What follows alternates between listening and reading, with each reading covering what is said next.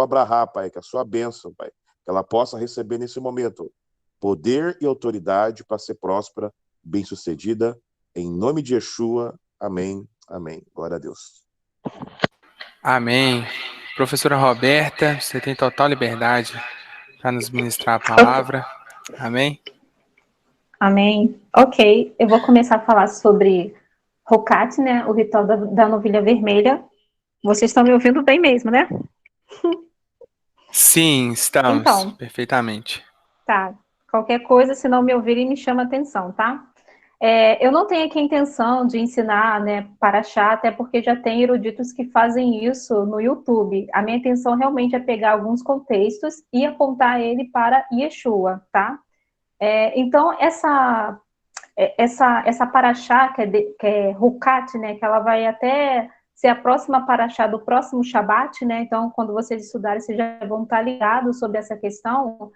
Eu vou me fixar aqui na questão do ritual da novilha vermelha, né.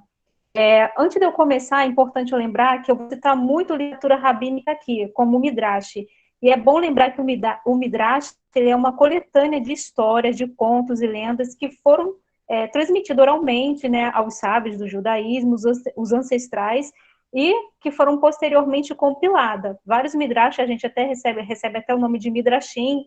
Então, mas independente da veracidade dessa história, o ponto é que o Rashi, ele vai passar um ponto de vista, né, moral e teológico. Então, tem esse ponto importante que eu quero que vocês entendam, tá? Então, uma questão mais não é para levar ao pé da letra e achar que é a palavra de Deus, tá? Então, para deixar isso aqui bem claro nessa questão. Então, tá. Por quê? Eu vou começar aqui com esse termo Hukat, né? Ele significa regulamento ou estatuto da Torá, né? Ou decreto. Enfim, mas é um decreto sem aparente explicação. Então, quando você adentra a fundo nessa questão, por exemplo, desse termo Hukat, que vai envolver a mitzvah, o fundamento da novilha vermelha, a Torá, praticamente, ela é resumida nessa lei. E quem fala isso é o judaísmo, porque ela não é um estatuto, ela é o estatuto, tá? Que vem lá do termo rock, estatuto, né? Mas é um estatuto sem razão, né? Tipo, o Jabi entender por quê? Porque ela contraria o sistema sacrificial. Porque o sistema sacrificial até então, você tem ele com base dentro do Mixcan, você tem com base dele dentro do Beit Haddad, que seria do templo, onde você leva ali para o altar para fazer o sacrifício. Mas a novilha vermelha, não, você leva ela fora do acampamento. Então, isso é uma questão bem curiosa para o judaísmo, porque ela foge dessas regras que já estavam estabelecidas pelo Eterno na Torá. E os mandamentos, por exemplo, ele se divide em 3 categorias, né, que é o Mishpatim, que são os mandamentos éticos, né, e morais também, onde tem não matar, amar o próximo, ajudar o pobre, por aí vai. Também a Edut, né, ou também chamado de Edeut, né, são os testemunhos, né, que você faz em relação ao Eterno. Por exemplo, os testemunhos é guardar as festas bíblicas, guardar o Shabat, enfim. E você tem, no caso, os Hukim, que é aqui que vai se encaixar a Hukot, né, que vem lá do termo que eu acabei de falar. Então, aparentemente, elas não têm razão para estar ali, tipo assim, são sem lógica. Por exemplo, eles classificam até por o fato de não comer carne de porco, como dentro dessa questão, como não usar linho com lã, por exemplo. Ou seja, a questão da novilha vermelha, ou da vaca vermelha, ou da vaca ruiva, ela é considerada um componente super racional da Torá, super racional, supra, né, racional. Isso, por exemplo, está sendo comentado na Torá de Rumash, vocês podem verificar sobre essa questão, porque eles estão abordando isso aqui que eu estou falando, ok? Então, quem tiver essa Torá pode conferir. Então, eu vou começar aqui, por exemplo, citando o Correlete Rabá 7.36, um sino preceditium, que diz o seguinte: Salomão disse, em relação a todas essas ordenanças da Torá, eu me levantei e investiguei seu significado. No capítulo da novilha vermelha, consegui entender. Quando trabalhei nisso e procurei profundamente, eu pude obter sabedoria. mas estava longe de mim. Ou seja, a gente vai começar aqui essa Parashá Hukat, né? Ela compreende de vai do verso, ou seja, de Números, do capítulo 19, a partir do verso 1, até o capítulo 22, ao verso 1. A gente não tem o objetivo de falar toda essa questão da Parashá, como eu informei. Mas nessa questão da novilha vermelha, contém mistérios incrivelmente profundos. Por exemplo, quando eu vou entrar na Parashá, você vai encontrar outras questões, como a rocha que traz a água, a serpente um polo da Pará do mar, que seria Pará do mar, seria novilha vermelha.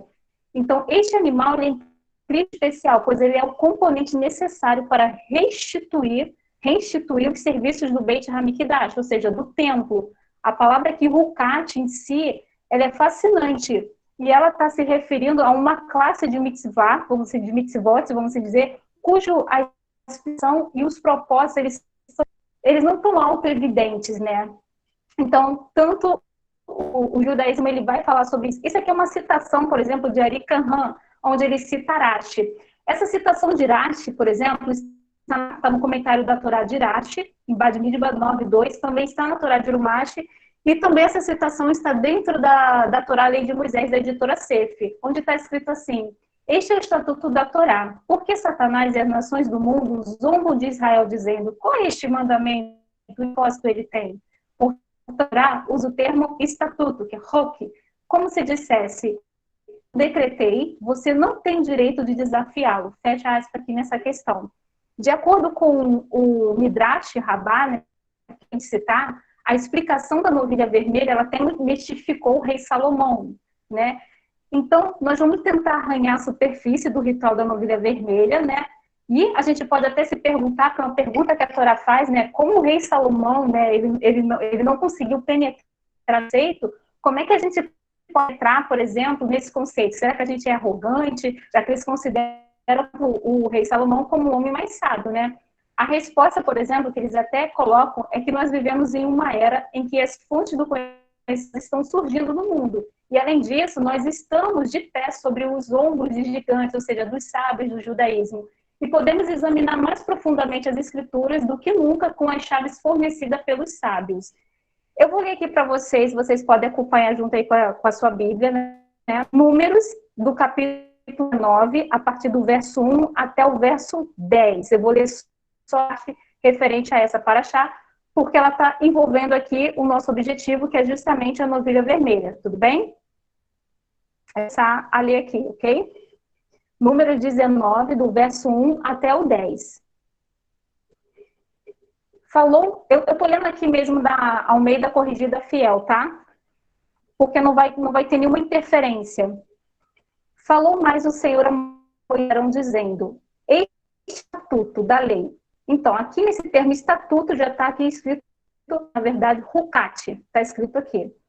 Que o Senhor ordenou dizendo: diz aos filhos de Israel que te tragam uma novilha ruiva, ou vermelha, ou novilha vermelha, tanto faz, que não tenha defeito, ou seja, alguém que não tenha defeito.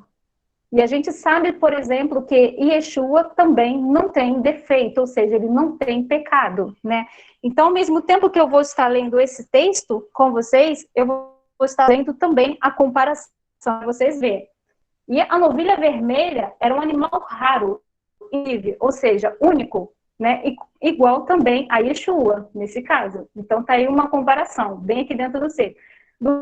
Sobre a qual não tenha sido posto julgo, ou seja, não tenha sido posto trabalho. E as darei a Eleazar, o sacerdote. Ele atirará para fora do arraial e degolar-se-á diante dele. Então, aqui, por exemplo, como eu falei, né, esse sacrifício, ele se assemelha aos sacrifícios históricos, né? Porém, é diferente, porque essa vaca, ela não era feita onde os sacrifícios eram feitos, mas o Eterno, ele orientou que a vaca, né, ela fosse sacrificada fora do acampamento. E os sacrifícios eram feitos tanto no Mitzkan, que é o tabernáculo, quanto no Beit HaMikdash posteriormente, que é o templo, né? Mas a vaca estava sendo sacrificada fora do acampamento. Ou seja, a vaca, nesse sistema aqui, ela está fugindo do sistema sacrificial. E por isso, é exemplo como um regulamento, um estatuto incompreensível nesse sentido. Só explicando para vocês nessa questão, para eu depois não ter que voltar. Continuando. Um tipo, e aqui no verso 4, né?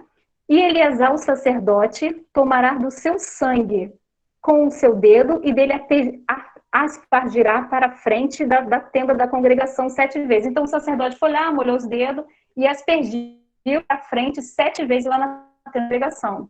Então queimará a novilha vermelha perante o seu couro, a sua carne, o seu sangue, com o seu esterco se queimará. Ou seja, a vaca por inteira aqui, que é a novilha vermelha, ela está sendo queimada.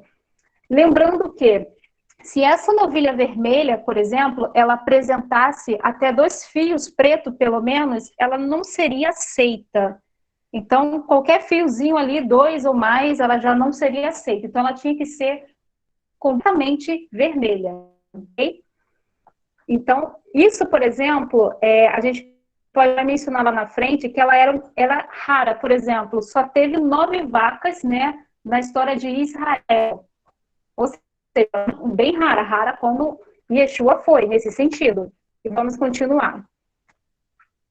E o sacerdote tomará pau de cedro e hisopo e carmesim e os lançará no meio do fogo que queima a novilha. Então, esse pau de cedro, esse riposto aqui, eles são um arbustrozinho.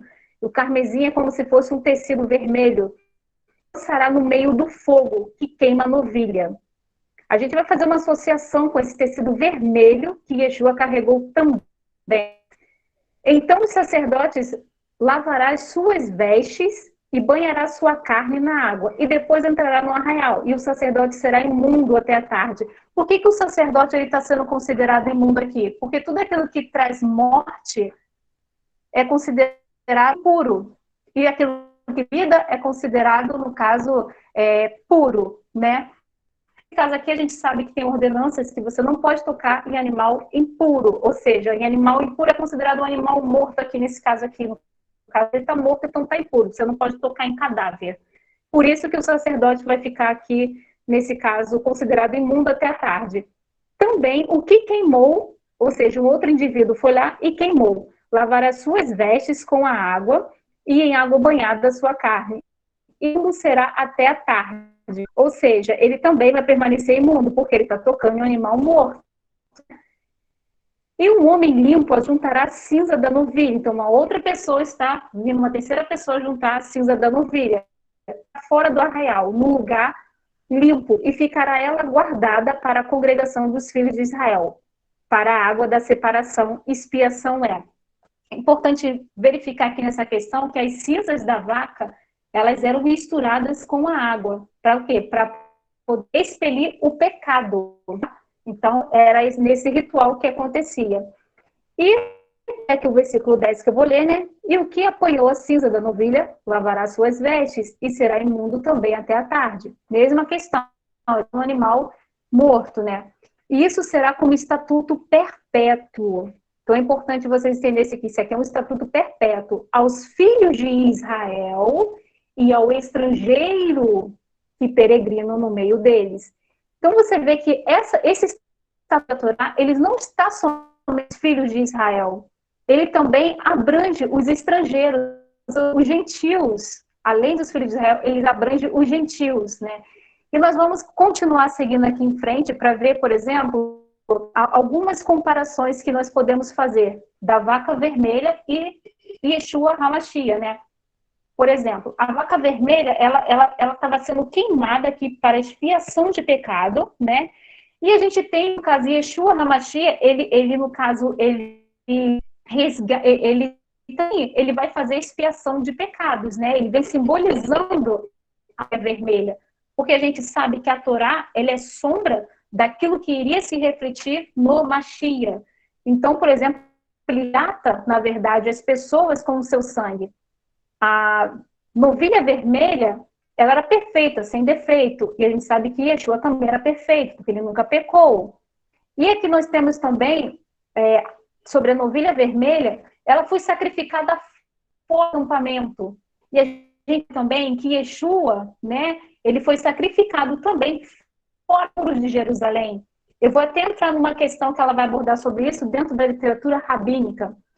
E a gente tem também, por exemplo, a novilha vermelha, né? Ela era um estatuto para os filhos de Israel, mas também para os estrangeiros, como eu acabei de ler aqui no verso 10, né? E a gente sabe que Yeshua, ele expiou os pecados para todos os seres humanos, para toda a humanidade. E a gente também tem, por exemplo, a questão de que quem tocasse ali, tipo assim, o impuro se tornava-se puro, né? Através do ritual da novilha vermelha. A gente sabe que Yeshua ocorre em Agadol também, ou seja, como sumo sacerdote, que também se torna impuro. Por quê?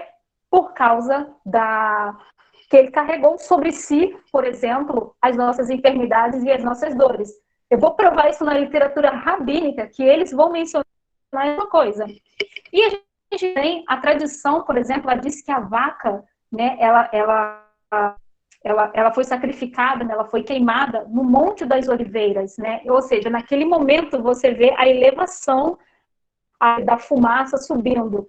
E a gente sabe que Yeshua, ele ascendeu, né, aos céus, né, depois de 40 dias, né, no Monte das Oliveiras também. Isso está registrado até lá em Atos 12, menciona o Monte das Oliveiras, né, onde estava localizado também o ancião. E Yeshua também está no Monte das Oliveiras. Isso está lá em Apocalipse 14.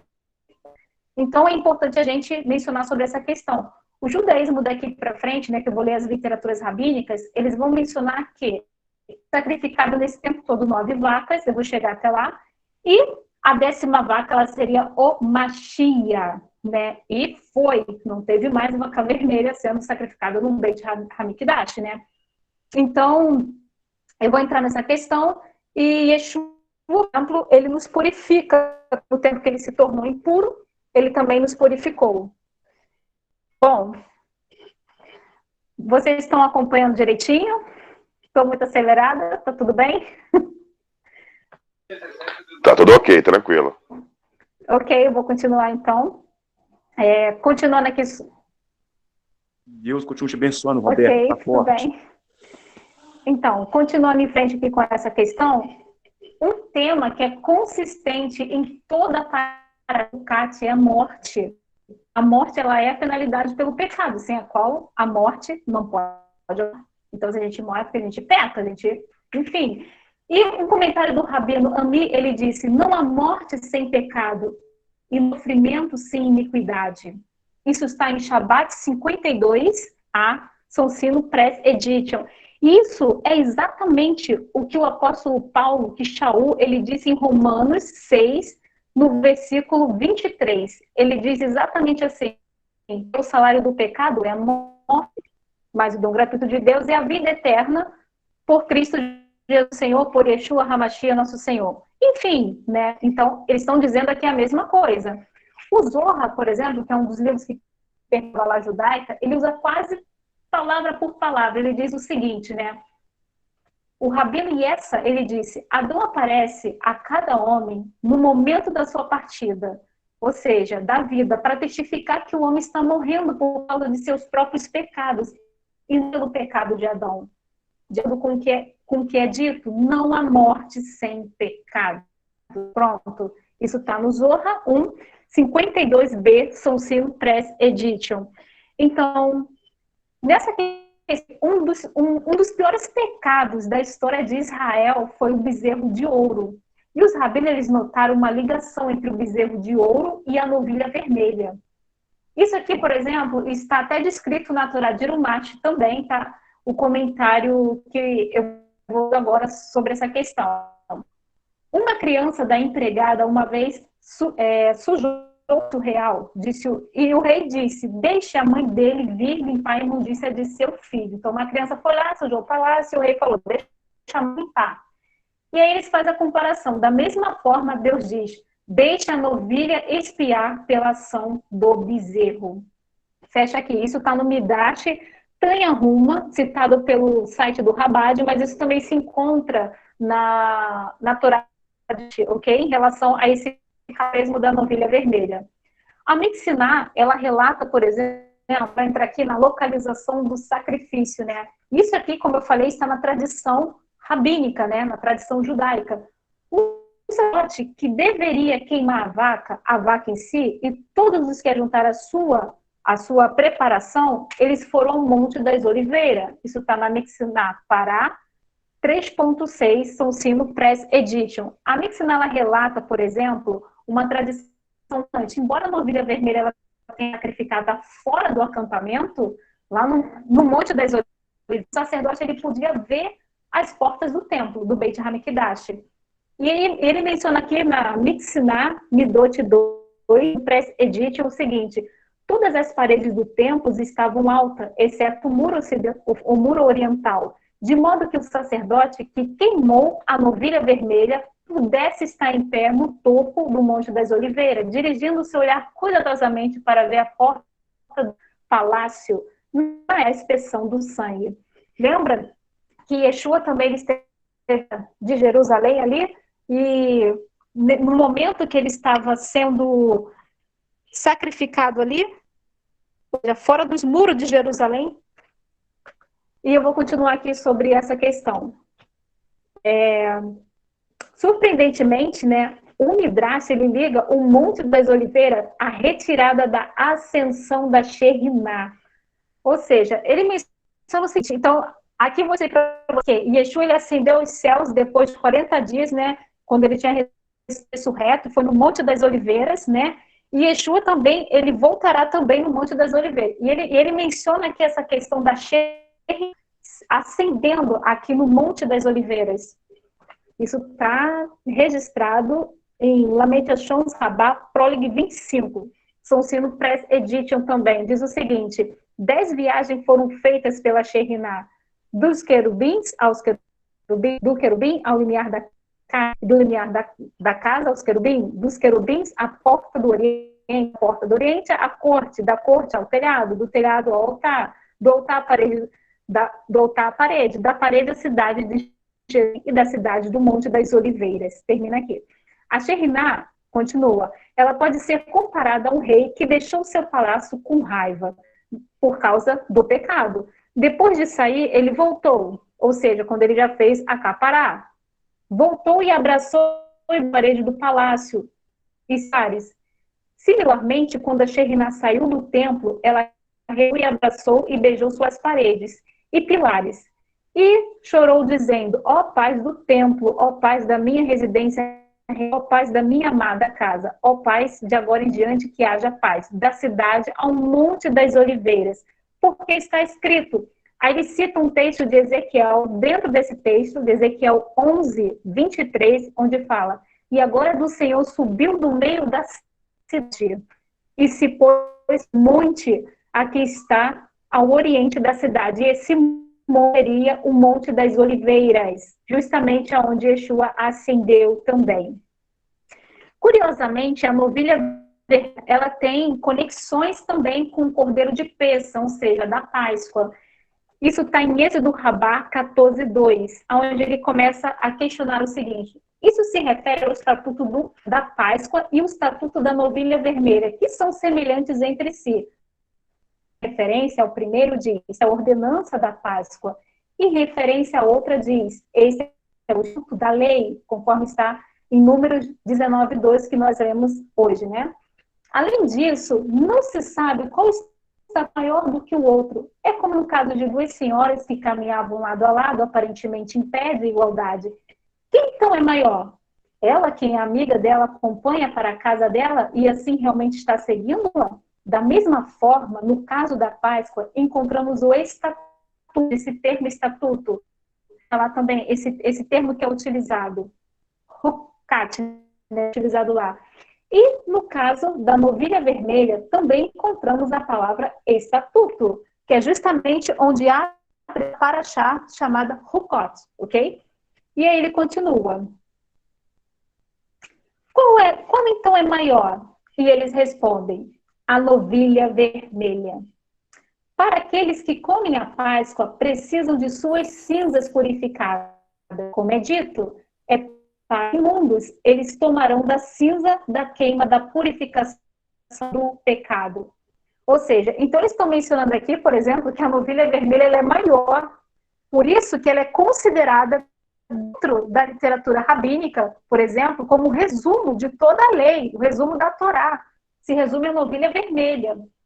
E a gente vai continuar sobre essa questão. O sangue do cordeiro, por exemplo, ele foi pintado, né, nos umbrais das portas, usando o hisopo também, tá? Um elemento que foi jogado quando eles estavam queimando a novilha vermelha, e que também faz o ritual da limpeza do leproso, assim como a novilha vermelha. E eu vou citar aqui para vocês agora esse do Rabá 17:2, no Pres Edition, que diz o seguinte: o hisopo, né, por exemplo, ele parece não ter valor para o homem, mas seu poder é grande aos olhos de Deus, que o coloque um nível de cedro em numerosos casos, na purificação do leproso e na queimação da novilha vermelha. E no Egito também ordenou um preceito a ser executado com hisopo, como diz, e você tomará um monte de repouso.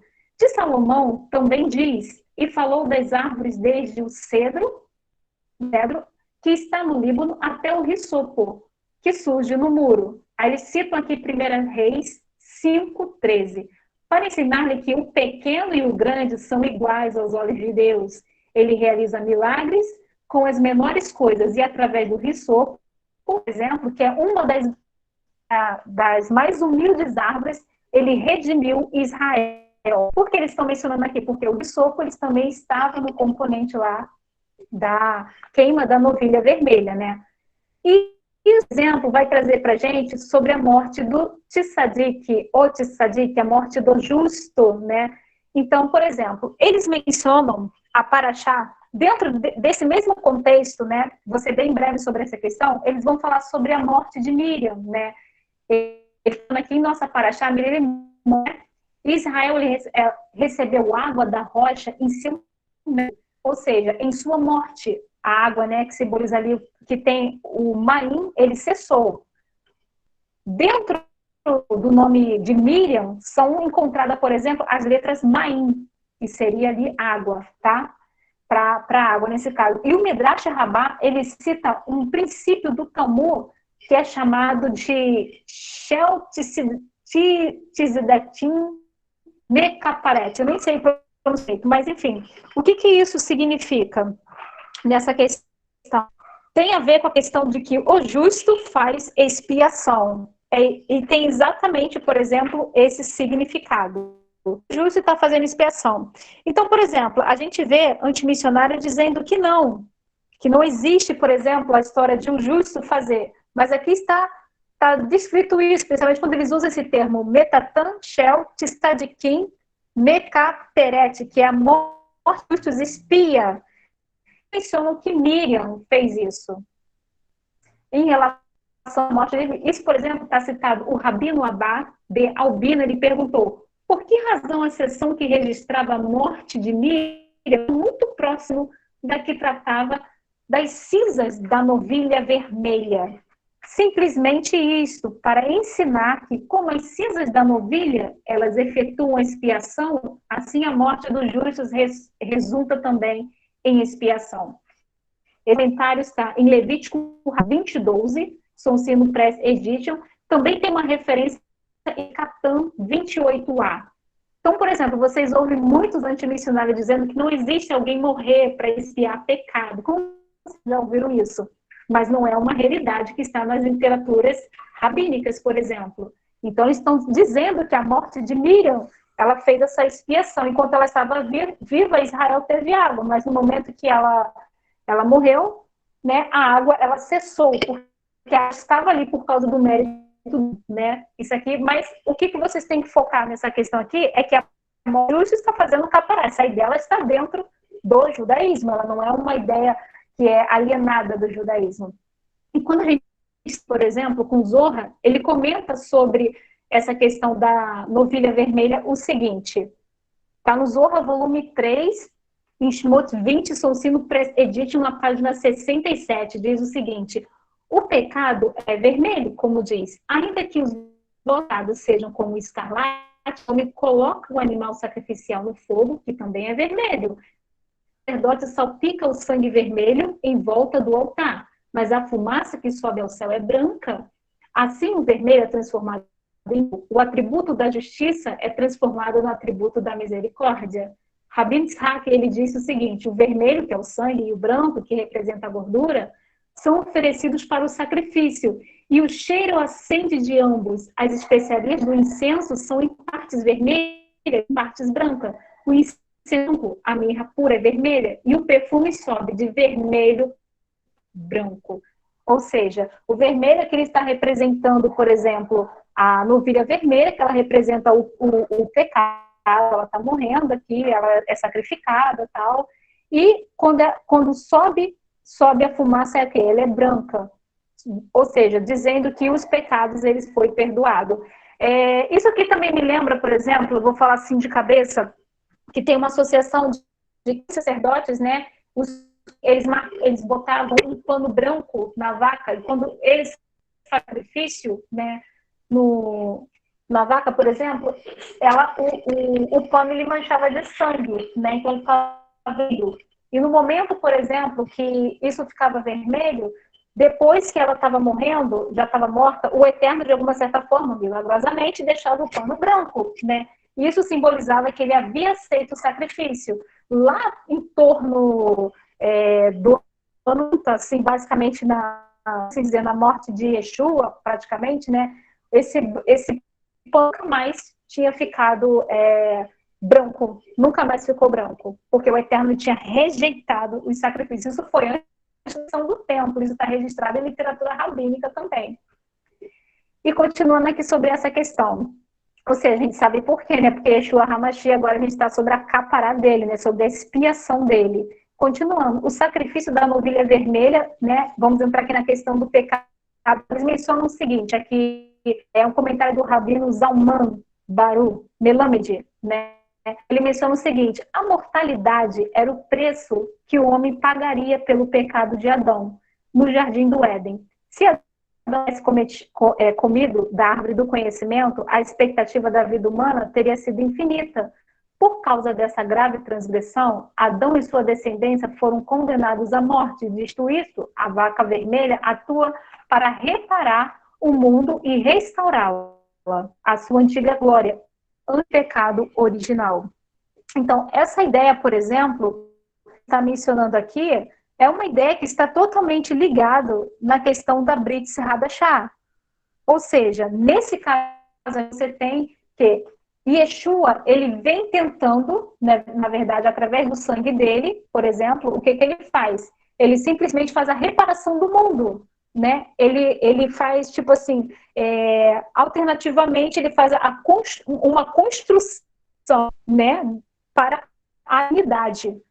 E é exatamente isso que está sendo dito aqui.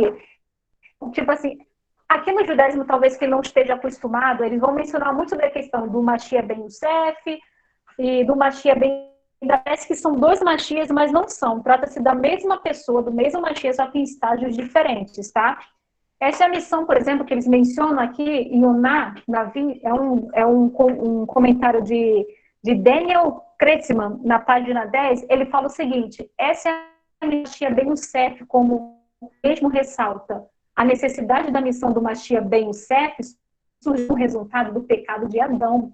Em teoria, se Adão não tivesse pecado e provocado um tremendo dano espiritual para si mesmo e para o mundo, não haveria necessidade de esforços do Tikkun Olam, né? O Tikkun Olam seria a reparação, né, do mundo, ou a reconstrução para a eternidade do Mashiach ben Yosef.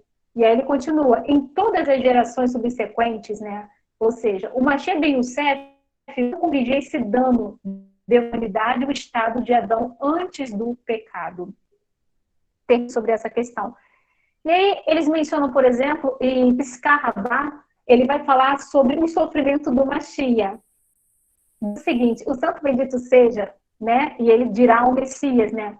O que acontecerá a ele? Vamos assim dizer: as almas que foram deixadas com você sob meu trono e são os seus pecados que o dobrarão sobre o jugo de ferro. Os pecados das nações, está dizendo que vai dobrar o Mashiach aqui no jugo de ferro e fazer-te como um bebê cujos olhos enfraquecem com o sofrimento e sufocam com o teu espírito como se fosse um jugo.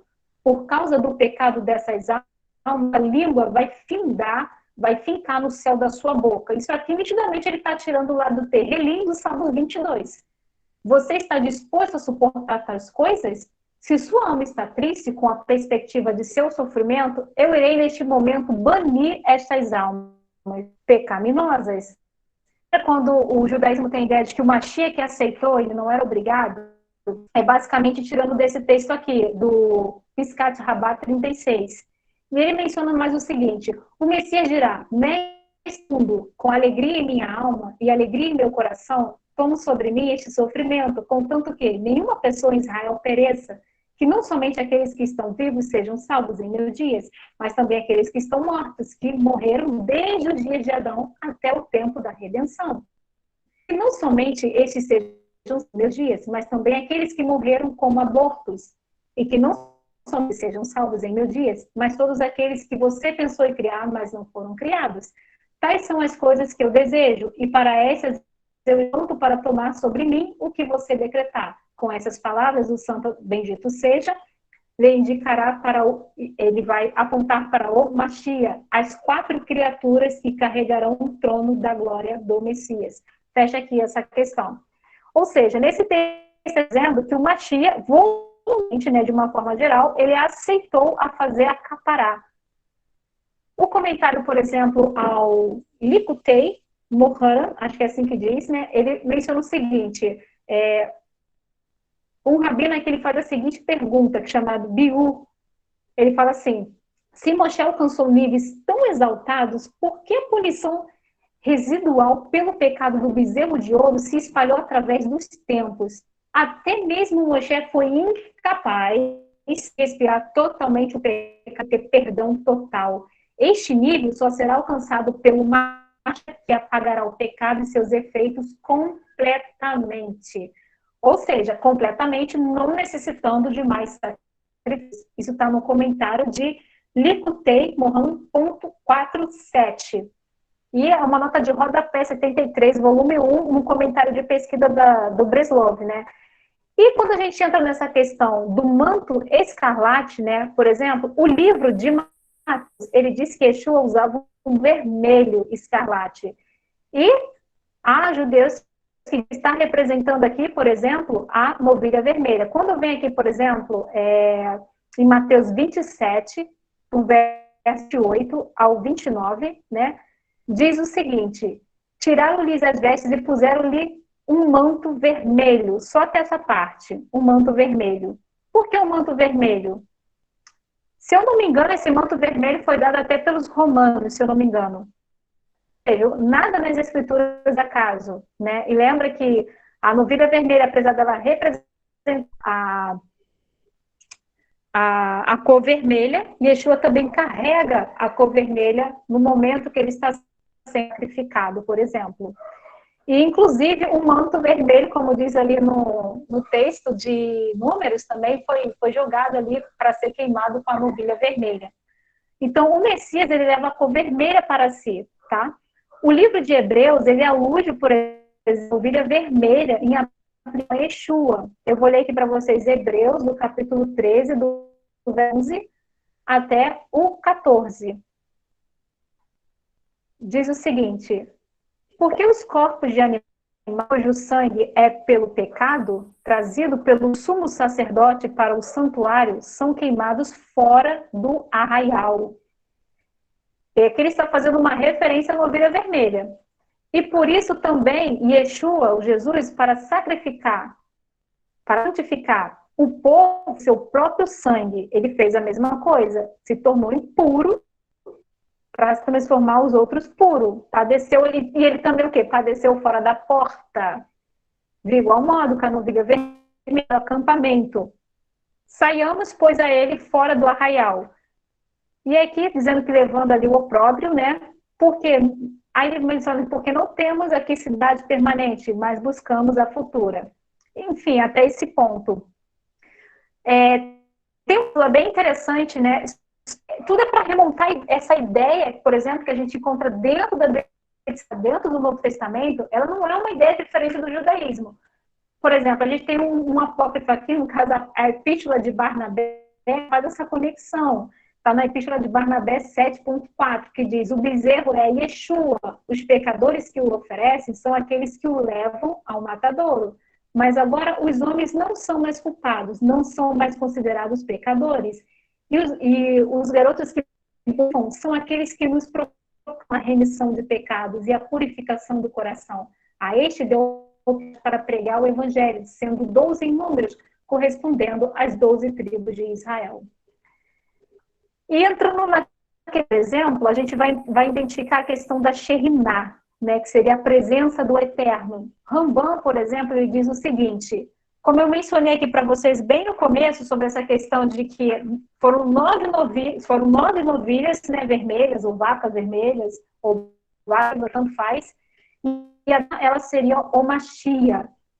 Rambam diz: 9 novilhas vermelhas foram preparadas desde o tempo em que o povo judeu recebeu esta mitzvah, ou seja, esse mandamento, até o segundo templo destruído aqui no caso. O primeiro foi preparado por Moshe, o segundo por Esdras, e os outros 7 foram preparados de Esdras até a destruição do templo. A 10ª novilha será preparada pelo Mashiach, que ele seja rapidamente dado. Amém, seja a vontade do Eterno. Fecha aqui o comentário de Rambam em Mixna, citação pelo Rabad. Ou seja, está dizendo que a 10ª novilha vai ser apresentada, vai ser preparada pelo Mashiach. Só que a ideia de que o Mashiach é a própria novilha, né? Até porque as outras literaturas estão dizendo que ele, a forma como ele está morrendo, ele citar o Salmo 22, dizendo que a língua dele vai se apegar ao paladar e tudo muito mais, né? Então, ele está sendo como ovelha ao muro, né? Vamos assim dizer. O profeta Zacarias, ele fala da presença, por exemplo, quando a gente entrou nessa questão do Monte das Oliveiras. Isso está em Zacarias 14, do verso 2 ao 4. Aqui, ó, diz o seguinte: porque eu ajuntarei todas as nações para a peleja contra Jerusalém, e a cidade será tomada, e as casas serão saqueadas, e as mulheres forçadas, a metade da cidade sairá para o cativeiro, mas o restante do povo vai estipado da cidade. E o Senhor sairá e pelejará com pelejou sim, como pelejou sim, no dia da batalha. Esse verso aqui, por exemplo: e naqueles dias estarão os seus pés sobre os montes das oliveiras, e é para onde Yeshua retorna, o Monte das Oliveiras, que está de frente de Jerusalém para o Oriente. E o Monte das Oliveiras será fendido pelo meio, para o Oriente e para o Oriente, e haverá um vale muito grande. E metade do monte se apartará para o norte e o lado dele para o sul. Ou seja, fazendo uma conexão aqui ao Monte das Oliveiras. O profeta Ezequiel, ele também diz quase que a mesma coisa. Em Ezequiel 43, do verso 1 ao verso 7, que ele vai dizer o seguinte: então me levou à porta que olha para o caminho do Oriente, e eis que agora do Deus de Israel vinha caminho do Oriente, e a sua voz era como a voz de muitas águas, e a terra resplandeceu da sua glória. E o aspecto da visão que tive era como a visão que eu tivera quando vim destruir a cidade. E eram as visões como as que tive junto ao rio Quebar, e caí sobre o meu rosto. E a glória do Senhor entrou na casa pelo caminho da porta, cuja face está para o lado do Oriente. E levou-me o Espírito e me levou ao átrio interior. E eis que a glória do Senhor encheu a casa. E eu vi alguém que foi comigo dentro da casa, e se pôs em pé junto a mim. E disse-lhe: filho do homem, este é o lugar do meu trono e o lugar das plantas dos meus pés, onde habitarei no meio dos filhos de Israel para sempre. E a casa de Israel não contaminarão mais o meu santo nome, nem eles, nem seus reis, nem suas prostitutas, nem os cadáveres dos seus reis, e nem os seus altos. Enfim, esse lugar, ele é identificado aqui dentro da literatura rabínica como Monte das Oliveiras. E, por exemplo, Isaías, deste dia também, Isaías 63, verso 1, diz o seguinte: quem é este que vem de Édom, de Boza, com vestes tintas? Este que é em sua vestidura, que marcha com sua grande força. eu que falo com justiça, poderoso para salvar. Até esse ponto aqui. Porque dentro dessas questões você tem você tem mais significados bem mais profundos sobre essas questões. Então, aqui no comentário do Hanhal, né, para o Rabino Moshe Chaim Luzzatto, ele comenta essa passagem dizendo o seguinte: vou explicar-lhe um certo, ou seja, um segredo, ou seja, ele desceu no nível das 4 hermenêuticas judaicas, né, no nível Sod, que está completamente selado, e isso diz respeito ao que está escrito. Quem é esse que vem de Edom? Como eu falei lá do texto de Isaías, de Yeshayahu 63:1, e ele menciona, esse Tzadik, esse é o justo, ele é o Mashiach ben Yosef. E ele fecha aqui essa questão. E entrando aqui, por exemplo, Hanhal também aqui, ele vai mencionar o seguinte, entrando na questão do Rebbe de Nahman, né, o Rebbe de Nahman, ele menciona o seguinte: o Rebbe ele disse que há 70 nações, né, e que todas elas estão incluídas em Esaú e Ismael, 35 em um e 35 sobre o outro. No futuro, são conquistados por, entre aspas, 2 Messias, né, mas diferente da mesma pessoa. Mashiach, o filho de José, e Mashiach, o filho de Davi. Há um Tzadik, ou seja, o Tzadik, o justo, que é uma combinação dos 2 Messias, ou seja, ele está dizendo que é a mesma pessoa, mas ele está em estágio diferente. O Rebbe disse várias coisas, além dessa questão que está sendo impressa, né? Embora, por exemplo, nós sabemos, em última instância, Yeshua de Nazaré, ele é o Tzadik, né? O Mehilta, ele diz o seguinte, e Mehilta Bechalar, no Talmud Sanhedrin 100a, diz o seguinte: o povo falou contra Deus e contra Moisés. 21:5. Está escrito: eles criam em Deus e em Moisés, seu servo. Êxodo 14:31. Se eles acreditassem mesmo em Moisés, eles somente acreditavam em Deus. Mas isso vem nos ensinar que quem acredita no pastor de Israel, e a gente sabe que Yeshua disse que ele era um bom pastor, né? É como se ele acreditasse em Deus. Na mesma linha diz o povo contra Deus e contra Moisés. Se eles falam contra o próprio Deus, certamente eles vão falar contra Moisés. Mas isso vem nos ensinar que quem fala contra o pastor de Israel é como se ele falasse contra Deus. Então, todos aqueles que estão contra Yeshua, o pastor de Israel, são nitidamente indivíduos que estão falando com Deus. Em Números, né, que a gente leu aqui, Números 19:9, que diz o seguinte: e um homem limpo as cinzas das novilhas.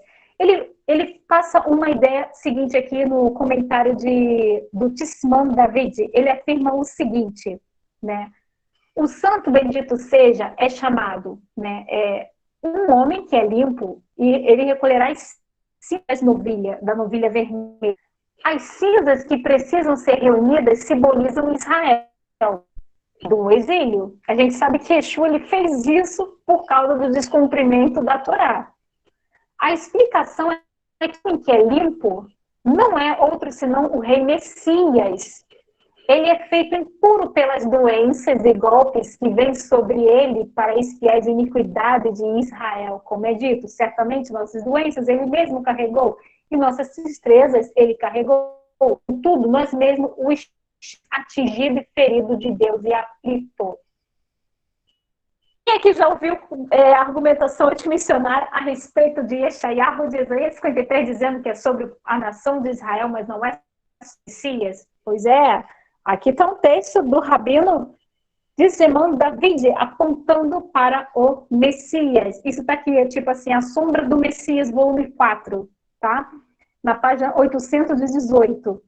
Então, está dentro, esse pensamento está dentro do judaísmo. Não é um pensamento que apenas surgiu com os apóstolos, com Yeshua, diferenciada, era o judaísmo do segundo templo. Entrando aqui, por exemplo, no comentário da Art School, né, Bahal Haturim, em 19, Messorá, na página 1585, eles dizem aqui o seguinte, né? Os maçoretas aqui, eles vão fazer o seguinte comentário. Aqui um homem puro se reunirá. Né? Para quem não sabe o que significa esse termo, Metzorá, é como se alguém tivesse doente. Então, tipo assim, e aqui está dizendo que o Mashiach, ele vai, caso, reunir, né? Tipo assim, é uma pessoa doente, afetada por manchas, uma pessoa que ela tem que ficar longe, é uma pessoa doente, né?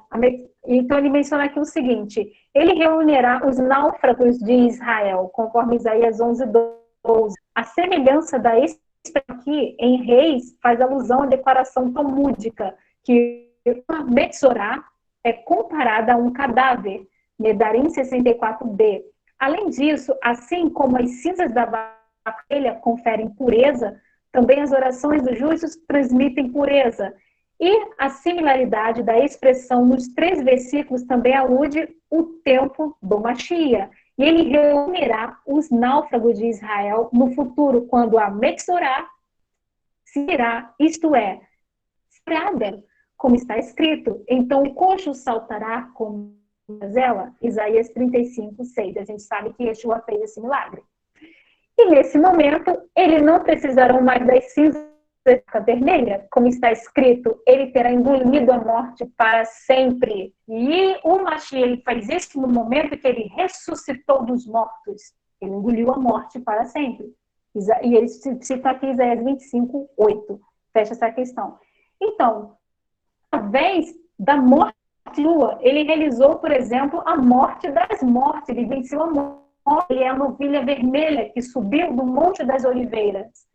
E em breve retornará lá também, né?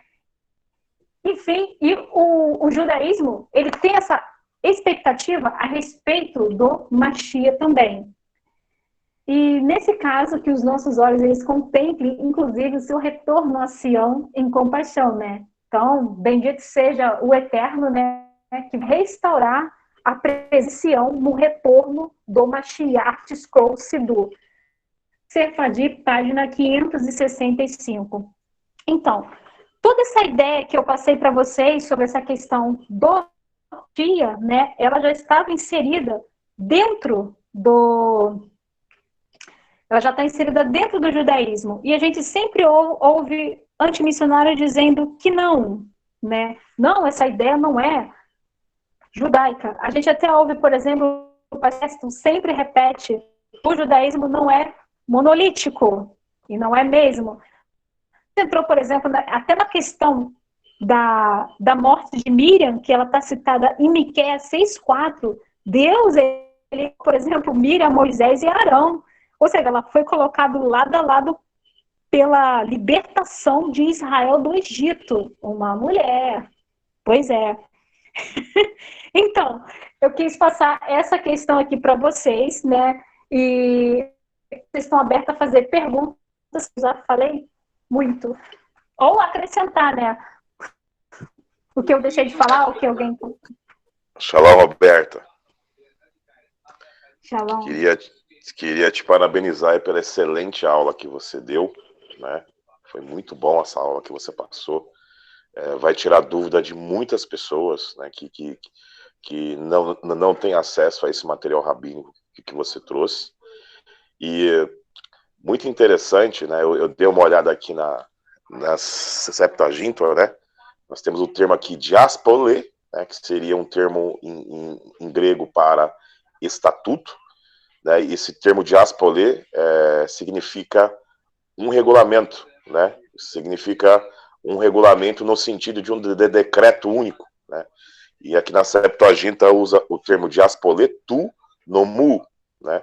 Ou seja, o decreto da lei, né? O decreto da lei, ou seja, que prova dentro do grego da Septuaginta que o que você falou, né? Que toda a Torá, toda a lei, né, se resume nesse sacrifício.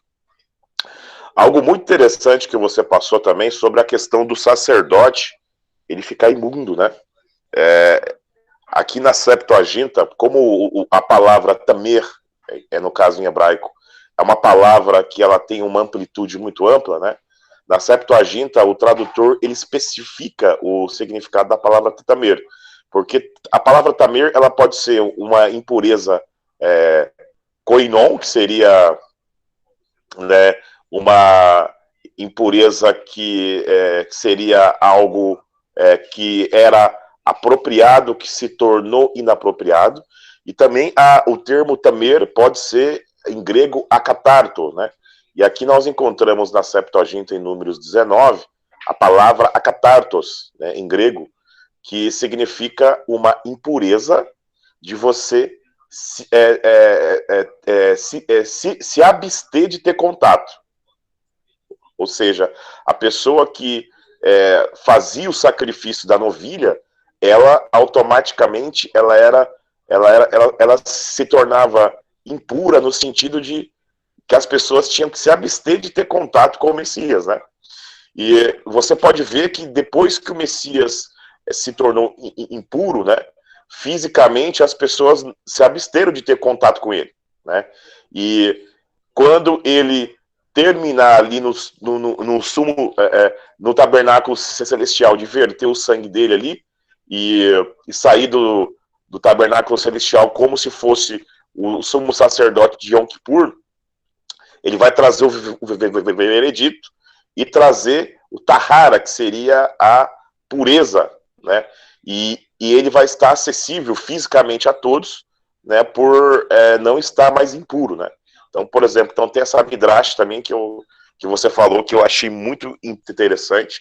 Você também falou da fita escarlate, que é citado em Jeremias, capítulo 1 ali, fala do fio, do fio escarlate, e muitas vezes as pessoas, elas vê Jeremias citando isso, mas não sabe o que Jeremias está dizendo. E você, na tradição aí, você passou com maestria, né, o que significava essa fita. Inclusive, Flávio Joséfos, no livro História dos Hebreus, ele fala sobre essa fita aí, que é algo bastante interessante.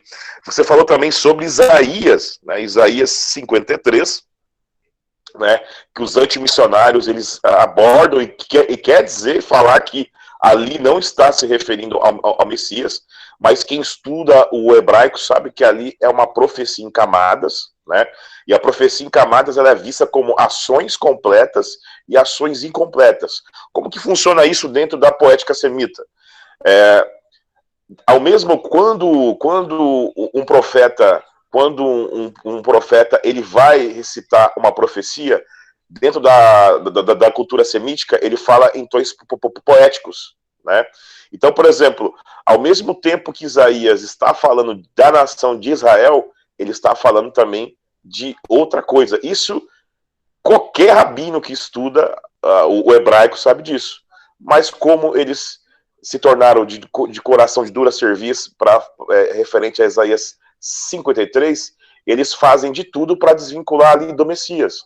Mas quem lê aqueles textos em hebraico sabe que é impossível desvincular aquele texto do Messias. Por quê? Porque tem alguns conceitos ali na Bíblia hebraica que é nítido que não está falando apenas de Israel, mas está falando também de algo que alguém iria passar por aquilo. E você trouxe dentro dos textos rabínicos aí, rabinos falando de Isaías 53, né, de uma forma genial aí, né, que você trouxe, e demonstrando que é um pensamento judaico, né, refutando aí aquele nosso amigo lá, não vou citar o nome dele, né, por questões de ética, mas refutando aquele nosso amigo lá, aquele rabino que diz que não seria o pensamento judaico, né? E muitos pseudo-judeus também, que se tornam antimissionários, diz que não é um pensamento judaico, né?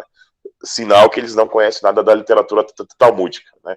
Então essa seria a minha contribuição. Muito, muito bem, pastor Kessiton.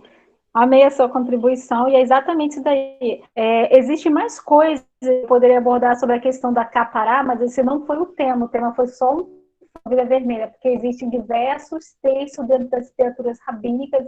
Eu posso até abordar esse algum outro estudo, que vão só direcionar a capará com literatura rabínica. É extensa, é muita coisa. E realmente, quem fala que não desconhece de fato as literaturas rabínicas. Ô, Roberta, você poderia marcar um outro estudo para falar de capará, porque tem alguns termos técnicos aqui dentro do hebraico muito interessante, né, que eu iria contribuir contigo. Referente aqui no hebraico, quando fala, existe 3 tipos de palavras em hebraico que é utilizado para perdão. Nós observamos aqui o verbo sa, né, que é utilizado como perdão em alguns contextos. Temos também aqui o verbo selar, né, que é usado para perdão, e também temos o verbo caper, a palavra caper. E caper vem de capará, né? Então, ou seja, existe alguns contextos que a palavra caper ela é usada como perdão, né? E seria de cobrir o pecado. E eles dizem que um ser humano não pode cobrir o pecado do outro ser humano, mas quando o sumo sacerdote ele está oferecendo a Kipurim, né, as expiações, né, ele está sendo oferta para o povo, ele está servindo de oferta para o povo, e também está cobrindo o pecado das pessoas, através daquele ato sacrificial, né?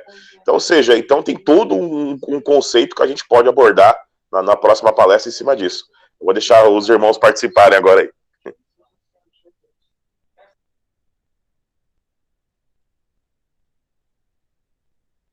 Perfeito, pastor Kester. Eu posso estar no próximo estudo falando sobre essa questão da capará. Sim. Vai ser um assunto muito legal.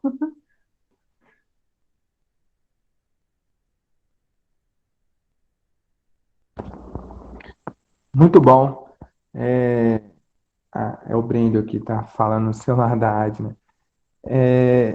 Eu não tenho, né, nada a acrescentar, só quero falar que eu vou ter que assistir mais umas 3 vezes aí, para conseguir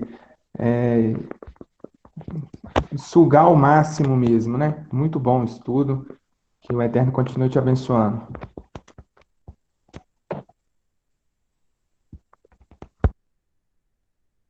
Alguém mais quer falar alguma coisa? Se quiser ou acrescentar, fica à vontade.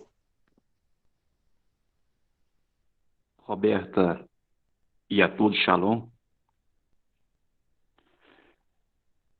Muito obrigado pelo ensino.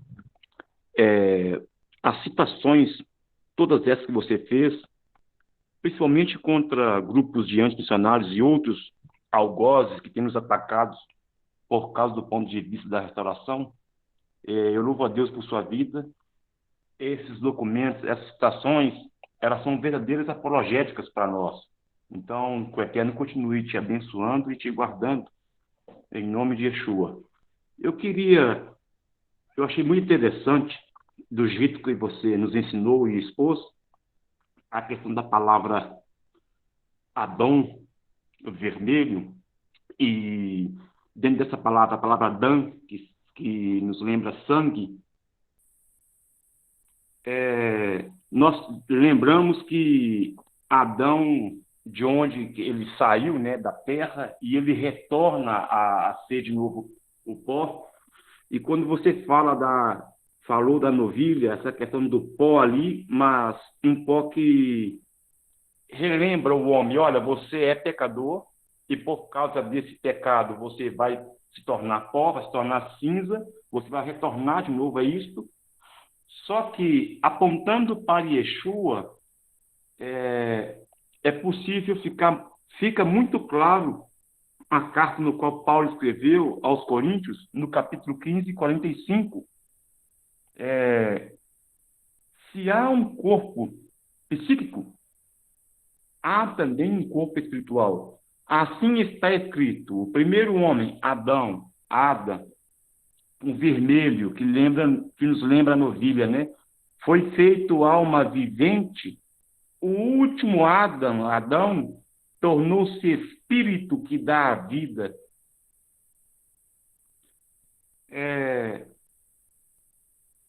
Eu gostei demais quando você, no meio que você foi ensinando, foi falando.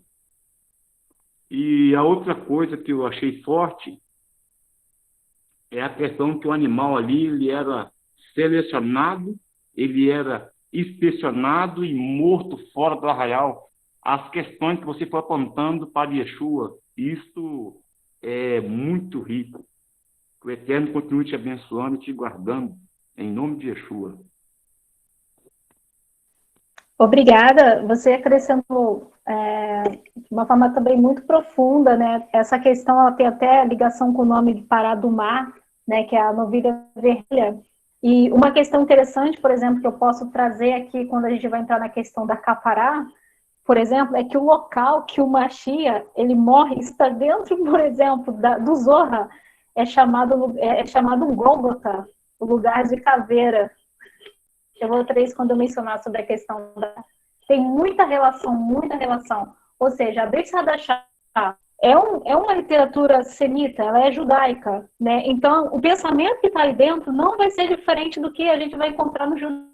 Por exemplo, eu mesmo não fico nem assim assustada, porque é um pensamento judaico, é um pensamento até do judaísmo do Segundo Templo, e ainda carrega, tem muitas literaturas rabínicas que vão carregar um monte de coisas que estão na Brit Hadashah, tanto que você tem por aí historiadores que são judeus, eles nem acreditam que é de Israel, mas eles falam que todo o pensamento que está no Novo Testamento é pensamento judaico. Ele fala, esse livro é nosso. Você tem Daniel Boyarin, Pinhas Lapid, Israel Kinovo, que é professor da Hebraica de Jerusalém, professor Samer, você tem o David Suffler e por aí vai.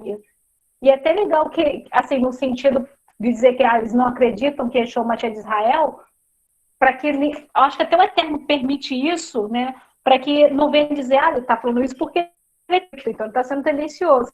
São historiadores do Novo Testamento e não são nada tendenciosos nesse sentido.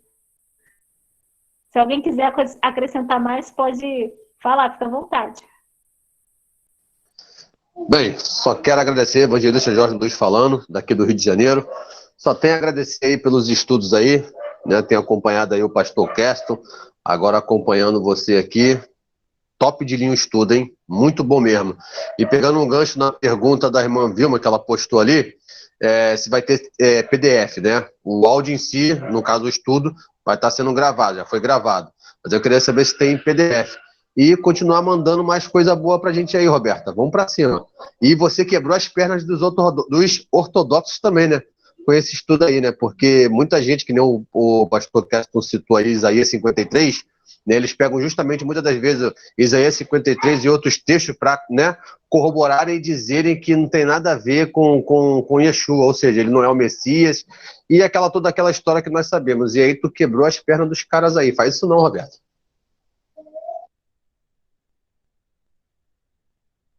Se vocês quiserem PDF, eu tenho, porque eu sempre, antes de gravar áudio, eu sempre passo para PDF, eu escrevo, né?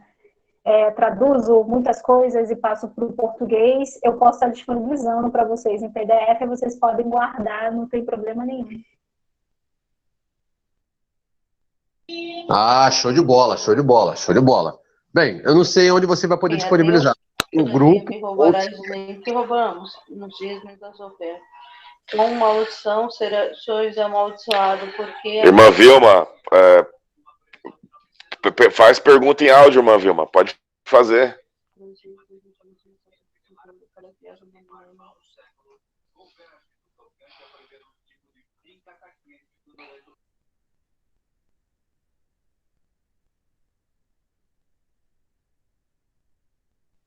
Eu vou disponibilizar o PDF lá no grupo, tá bom? Só respondendo.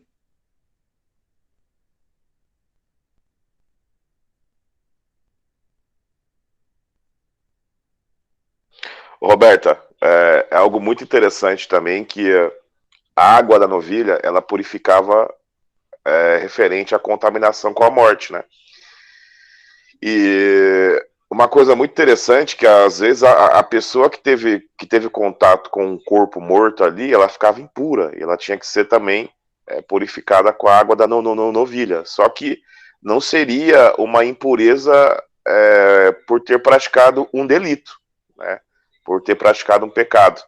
Ou seja, cai por terra, fazendo a analogia à purificação de Yeshua, cai por terra a questão do pecado, no caso original, né? Porque tem muitas pessoas que ensinam, principalmente dentro do catolicismo, ensina que nós herdamos o pecado de Adão, né? Nós não herdamos o pecado, nós herdamos a consequência do pecado.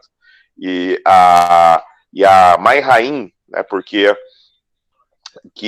esse termo Mai Raim, que a água viva que eles pegavam, eles iam até o tanque de Siloé ali, né?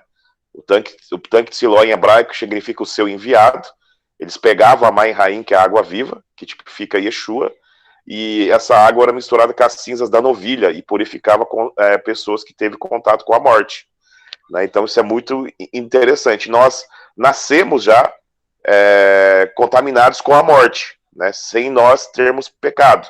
E a água da novilha, ela traz a purificação, né? Então isso é algo muito interessante. Exatamente, pastor Keston. Essa sua observação foi bem interessante, principalmente quando você menciona que a gente não herda o pecado de Adão. Não, Adão ele pecou e gerou uma geração de natimorto. A gente carrega a consequência disso. Perfeito a sua colocação em relação à questão do tanque. Muito perfeito. Glória a Deus. Isso é forte demais, moço. A questão da purificação também, ela passa a ser feita a partir do terceiro dia. É uma outra alusão. E outra coisa que a professora Roberta nos ensinou, que é forte para valer, é que essa novilha, ela nunca levou carga e nunca levou jugo, né? Nunca carregou um jugo.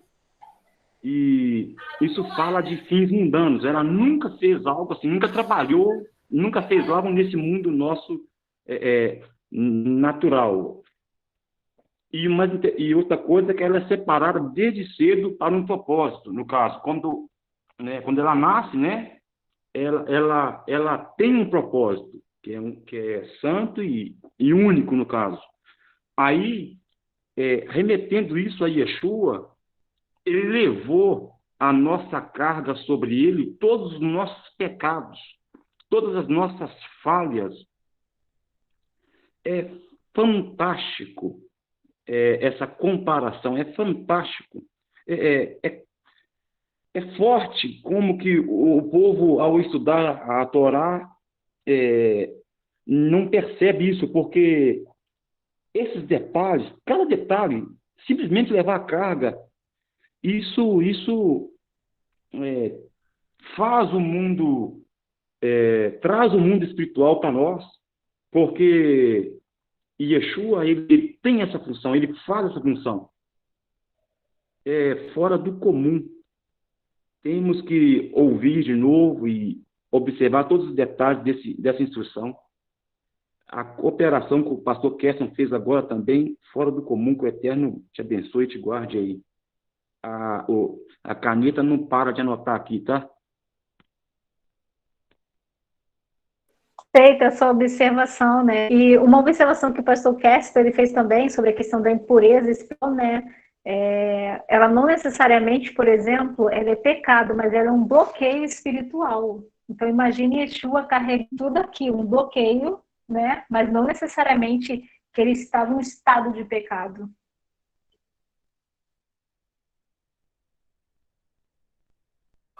Muito bom, Roberta. Ele trouxe... lembrando que o sacerdote que tinha o contato com a morte, ele tinha um tempo determinado para ficar impuro, né? E depois ele tirava as vestes que ele tinha sido, que ele serviu à expiação, né? Ele se banhava ali, né? E em determinado tempo ele ficaria puro novamente. E ele não tinha praticado pecado algum. Então, muitas vezes, dentro do cristianismo, que eles utilizam muito o conceito, no caso romano, né, que seria o preto ou branco, né, muitas vezes as pessoas sempre acham que impureza está associada a pecado. A mulher mesmo no período pré-menstrual ficava impura, mas não significa que ela pecou. Era um ciclo natural da vida dela, como da mesma forma quando ela dava luz, né. Então isso é algo muito interessante que você falou, que até para as pessoas entender como que funcionava esse aspecto. E essa profundidade, Roberta, que você trouxe, infelizmente não é ensinado em nenhum seminário. Eu falo isso porque eu sou formado no Seminário Batista, eu não aprendi sobre isso. Isso aí eu aprendi estudando a Torá junto no caso, ao CATS e junto à Faculdade Hebraica, que é o que eu aprendi sobre esses conceitos que você, no caso, abordou. Porque uma que o próprio cristianismo em si, eles têm um certo preconceito, né, com a literatura rabínica, que tem muito ensinamento para passar. E a única forma de nós queremos levar as boas novas de Yeshua para um antimissionário é você conhecer a literatura deles. Porque como eles não creem no Novo Testamento, então vocês vão ter que explicar através do Talmud Yeshua como Messias, né, para que eles observem a Taná com outros olhos. Exatamente, muito boa a sua explanação sobre essa questão. Sim, tem essa questão aí da Midá, né, que é a questão do período da mulher, né, que é praticamente o judaísmo tem a ideia, né, de o óvulo, né, era passado, não foi, então gerou morte. Então ali já tudo que é morte é como se fosse algo impuro, não necessariamente pecado, né? E tem também, por exemplo, até a questão do sêmen, né, do homem tão visto quando é despejado, ou seja, era para gerar vida, não gerou vida, então por isso que o homem também permanece impuro. É basicamente porque é algo que foi morto, é basicamente essa ideia. Quando você menciona a vida saindo da mulher, né, no caso do nascimento, também torna a mulher impura por causa desse que está saindo dela. Basicamente essa ideia mesmo. Perfeita a sua colocação. E muito bom que você falou aqui do fluxo do sêmen do homem. O mais interessante, quando a gente estuda ali, está em Levíticos, né? Se não me fala a memória, está em Levítico 13, se não me fala a memória. Acho que é Levítico 15 que está. Ali nós temos a palavra hebraica zu, que é fluxo, né? E o mais interessante que quando na Septuaginta, quando era referente ao fluxo do homem ali, quando era um fluxo espontâneo, né? Quem é homem sabe que isso às vezes acontece. A Septuaginta colocou a palavra esperma, né? Que é um termo que é conhecido no português também. E quando seria o outro tipo de fluxo, né? Que seria o fluxo de quando o homem se montava num cavalo, ele derramava um fluxo ali, a Septuaginta colocou a palavra gonorreia, né, que seria uma doença venérea que desde aquela época já existia. Então, por exemplo, a Bíblia, no caso hebraica, ela não especificou que tipos de fluxo que era, mas na tradução para a Septuaginta, nós vemos que tinha o fluxo, que era o esperma, que seria algo espontâneo, quando o homem ele dormia, ele soltava, e quando ele estava montando num animal ou num cavalo, o zu, que seria o fluxo, seria a questão de uma doença sexualmente, no caso, é transmissível. E essa doença, historicamente falando, que seria a gonorreia, era algo natural naquela época de Moisés. Por quê? Porque as pessoas que praticavam a zoofilia, elas já adquiriam essa doença. Perfeita a sua colocação. Irmãos, alguém tem pergunta para a Roberta, para liberar ela? Ela já deu uma aula de mais de uma hora já.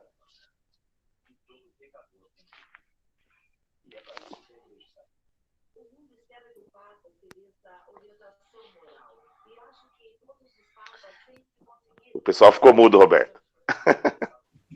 Então ninguém tem mais pergunta. A gente pode então encerrar e a gente pode estar pedindo alguém aí para fazer a oração, né? Exatamente. Cadê o Brandel? Eu aqui. Ai. Tô esperando esse pessoal aí, ver se eles resolvem falar. O povo tem liberdade para falar e perguntar, aproveitar o conhecimento da nossa professora Roberta aí. Muito obrigado. Eu só tenho que agradecer. Já ansioso pelo próximo estudo aí. Eu acho que você aprendeu com o Pastor Kesto. O Pastor Kesto Na metade do estudo dele, ele já consegue te entregar para o próximo, hein? Você aprendeu bem. Enfim, vou interromper aqui a gravação e vamos fazer